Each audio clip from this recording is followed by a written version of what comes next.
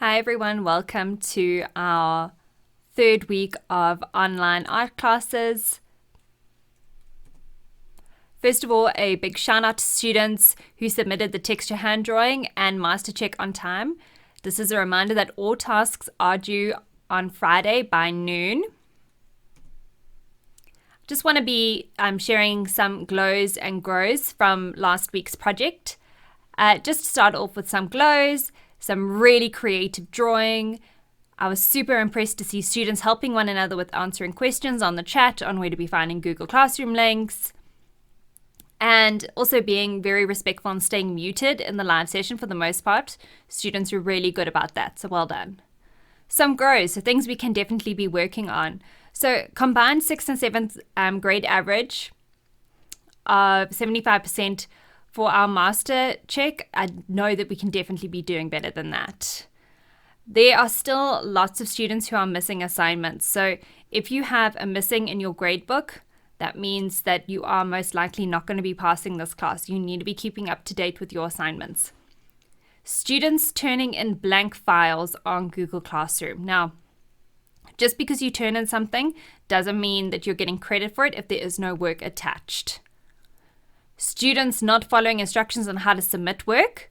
I know that some people have had some hard times with getting work on Google Classroom and have been really proactive and sent me the images on Teams. I'm fine with you submitting work on Teams or sending me a text or emailing it.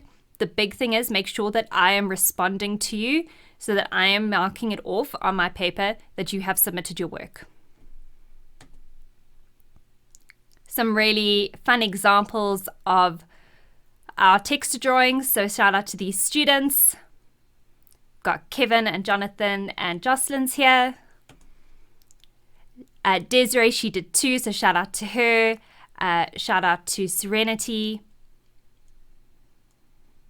Very, very fun and creative work. Well done, guys. What are we going to be doing for this week? So our module 3 is virus monsters. So we're going to be working in like a fun cartoon style and be creating some work that is based on viruses. Obviously, this is something that is dominating our daily lives right now. So materials, you're going to need paper. It can be white, it can be lined, it can be colored, whatever you've got. You're going to need your laptop for research. Any art materials you have at home, so pencils, pens, markers, color pencils, paint, chalk, pastels, crayons, etc., watercolors, whatever you have. Please do not ask parents or guardians to be buying any art materials. Use what you have at home. If you know how to use it, you can work on digital image software such as Paint, Photoshop, Pixel. Just remember to be saving your work as a JPEG to be submitting it. I'm fine with any medium that you are choosing to work with for this project. So, what do viruses actually look like? So, under a microscope, remember viruses are incredibly small, they're microscopic, we can't see them, but they're all around us. So, here are some examples of different viruses: the HIV virus, hepatitis B virus, Ebola, influenza. This was a flu virus, influenza virus. I've got a picture up there. So generally, they are, for the most part, they're round, but you do get different shaped viruses, obviously. What about our monsters? So some common characteristics of monsters. They've got pretty exaggerated eyes and teeth, arms sometimes, multiple eyes. You can make them scary. They can be kind of cute. It's really up to you on what you want your virus monster to be looking like. This is really open for interpretation. So, first of all, you need to be finding out a virus to be drawing. So, what virus are you going to be using? I'm going to be using COVID-19. So, on your slide deck that you guys get to open, you'll have the slide that'll be blank. You need to be putting in a picture of your virus. So, just go to Google, find copy paste image. And what does it look like? So, is it circle shaped? Is it square? Is it round? Whatever. Obviously, COVID-19, this one is circle shape and it's got like red and orange bits sticking out of it. So let's start with our drawing. Now, normally, if we were in the art room, we'd be using our compasses to be working in a circle shape. I actually don't have a compass at home. I am just using a plastic container that's circular. You can use a bowl, anything. So draw the basic shape of your virus. I obviously drew a circle. Then I started adding the little nodules sticking out of it. So add some basic details. Then I started adding in the monster details. So I drew in the eyes first. I wanted my virus to be kind of sinister looking, a bit scary. So I've got these kind of like slanty snake eyes happening. Then you can add some more details. So I drew in the teeth.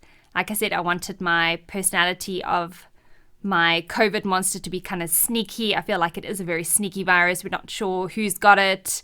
We only start showing symptoms a couple days later. So you can see it's got like a sly smile to it. I added some like jagged teeth, a little bit of drool hanging out of its mouth. You can see the details there.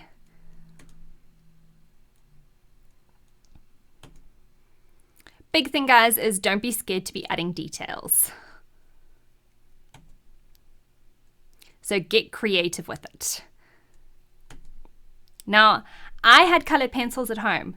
Please do not feel intimidated or think that you're going to get graded down because you don't have color pencils or anything like that. You can be doing this completely with pencil. It's really up to you. I'm purely working with color pencils just because I had them at home. So I started adding in my shading. Like I said, I could be doing exactly the same thing just with pencil. Or if you've got like watercolors and you want to be working with those, absolutely go for it. Chalk even, markers, crayon, anything. But you do not, by any means, have to be working with color. So big thing is, like with any art project, to be working up in layers, so be building up your image. So I've got my gray happening in the back as my kind of base color. Then I'm starting to add red. Now the little spiky bits coming out of them, the microscopic version of COVID, is generally that is shown in red. There's a couple different versions of what the COVID virus like supposedly looks like, but this is the most common one that I chose to work with. So I was adding in those red bits, and then I started adding some details with that kind of gross Luma orange. You can see that there. I'm shading on top of my gray.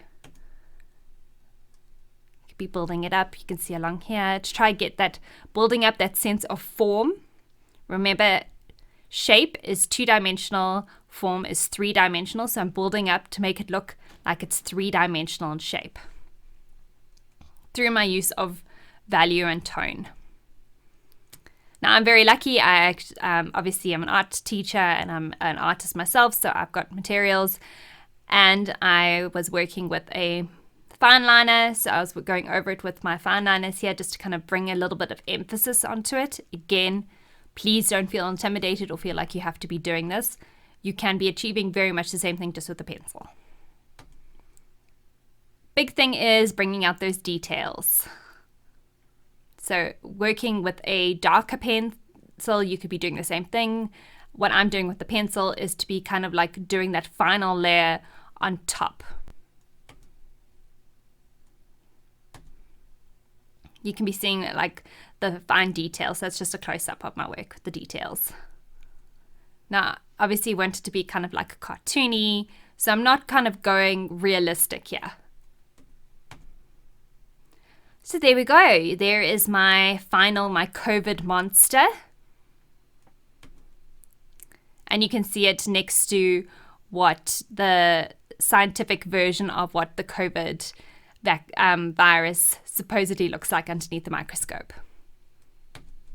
So let's do a quick review of our criteria for success. So, number 1, research a virus. Put an image of it in your slide deck that you will submit. 2, think about what you want your monster virus to look like. Research different examples. 4, take your time with your drawing. Do not rush. You've got till Friday noon to submit. 5, add lots of details. Don't be scared of details. 6, be creative, have fun, and remember to be washing your hands. Reviewing again on how to be turning your photo. So obviously taking a photo of your work into either Google Classroom, or like I said, you can be Teamsing it to me. If that's really not working, please reach out. I will send you my email address. A couple people were even sending me text images. I really don't mind, as long as, like I said, I am replying to you saying, hey, I've got your work. Please do not just assume because you've just sent it out that I've necessarily got it. I get a lot of messages during the day. It is your responsibility to make sure that I am either giving you a thumbs up or a heart or whatever on Teams, if that's how you're choosing to submit it. If you submit it and within 24 hours I haven't responded, please just message me again. Hey miss, I turned in my work. You didn't reply. And I'll get to it. I am human. There's a lot of you guys. So that brings us to the end of this video for the week. I'm really looking forward to seeing your work, and I can't wait to chat to you guys again in class on Thursday. Bye for now.